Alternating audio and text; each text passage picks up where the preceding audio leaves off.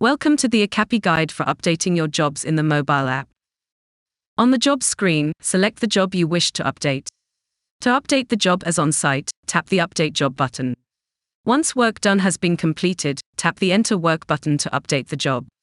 The work done sheet will be shown as per the job template settings.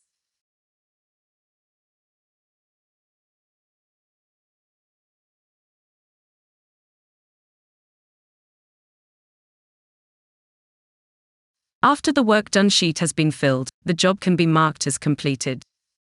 Before completing the job, images, signatures or other files can be added by tapping the Okappy icon.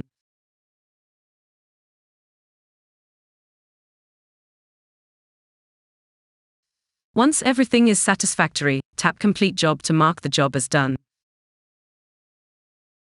We hope this guide was helpful and that you continue to enjoy using Okappy.